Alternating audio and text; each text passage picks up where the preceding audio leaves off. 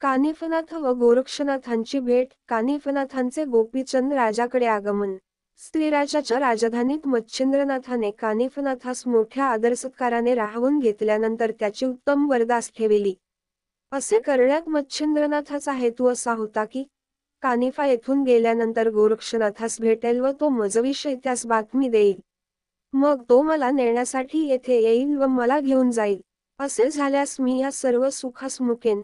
इतक्या पल्ल्यास गोष्ट येऊ नये व त्याचेही मन रमून त्याने निरंतर येथेच राहावे म्हणून सुंदर रूपवान देवांना देखील भुलविणाऱ्या अशा स्त्रिया विषयात गोवून टाकण्याकरिता त्याच्या शिबिरास पाठवू लागला. पण कानिफाने त्या स्त्रियांकडे ढुंकून सुद्धा पाहिले नाही. कानिफापुढे स्त्रियांचे तेज पडत नाही. त्यांचा हिरमोड होऊन त्या रडत परत येतात. असे वर्तमान मच्छिंद्रनाथास समजल्यावर त्याच्या शिष्यांना विषयात गोवून टाकण्याला सांगितले, पण शिष्यांजवळही स्त्रियांचे काही चालले नाही.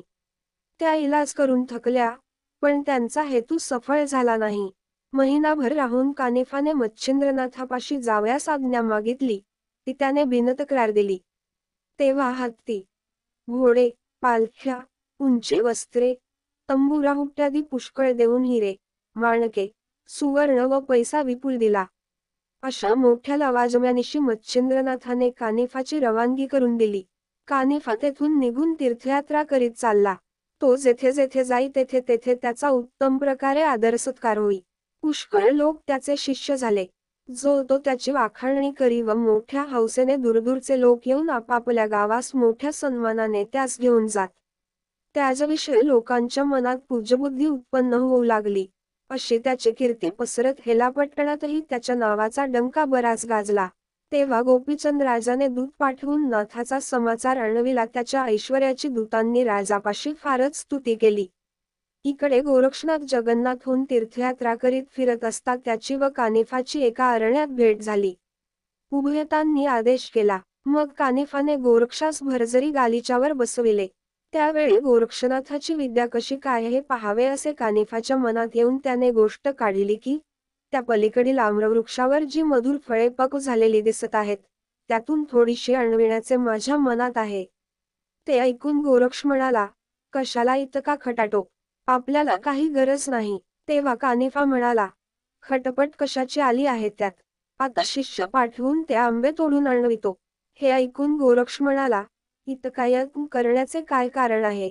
आता शिष्य जवळ आहेत म्हणून त्यांच्यापासून आणवाल. पण कोणे वेळेस शिष्य जवळ नसेल तर आपण कसे करावे?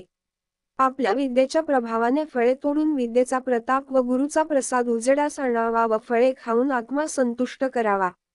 तेव्हा कानिफाने सांगितले की, जर अशी तुमची मर्जी आहे, तर मी गुरुच्या कृपेने आता फळे आणतो. असे म्हणून त्याने विभक्तास्त्र मंत्र म्हणून भस्म मंत्रून त्यावर आकर्षणास्त्राची योजना केली व भस्म फेकले.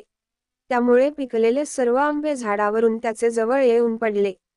मग सर्वांनी ते आंबे खाल्ले व हात धुतल्यानंतर गोरक्षनाथाने मनात विचार केला की, कानिफाने आपले कर्तृत्व तर मला दाखविले, तेव्हा आपणही यास थोडासा चमत्कार दाखवावा. असा विचार करून कानिफास तो म्हणाला की, तुम्ही माझा पाहुणचार केलात.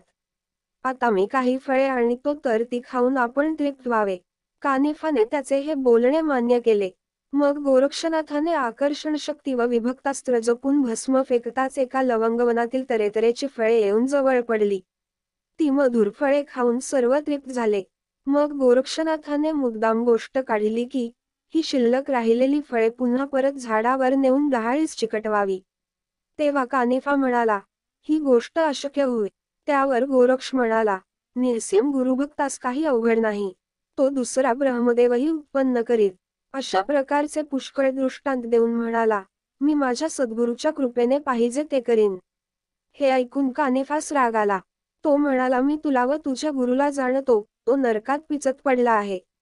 स्वतःला योगी असे म्हणून तो स्त्रीराज्यात रतिविलासात निमग्न होऊन गेला आहे. ब्रह्मदेवाला शक्तिहीन समजून मोठमोठ्या चढाचढीच्या गोष्टी तू करीत आहेस, पण ही सर्व प्रौढी सोडून देऊन मार्गस्थ हो.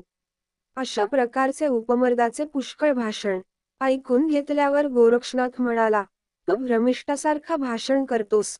तुझा गुरु जालंधरनाथ दिनासारखा आज 10 वर्षे घोड्याच्या लिदीत पडला आहे. सुटून जाण्याचे त्याच्या अंगी सामर्थ्य नाही म्हणून कुजतो आहे.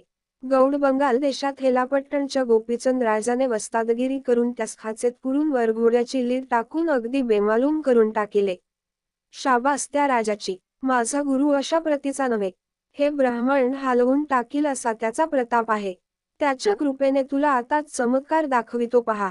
असे म्हणून संजीवनी मंत्र म्हणून भस्म फेकताच ती उरलेली फळे जागच्या जागी जाऊन लटकू लागली. ते पाहून कानिफा चकितच झाला.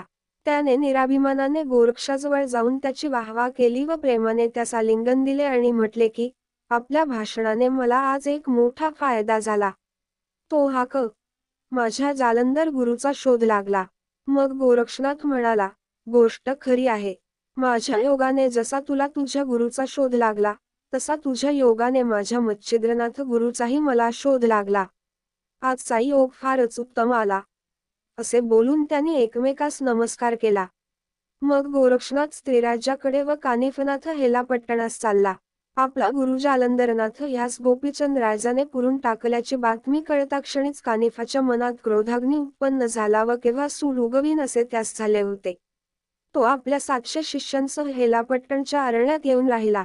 कानिफा आल्याची बातमी लागताच गोपीचंद राजाने त्यास सामोरे जाण्याचा निश्चय केला.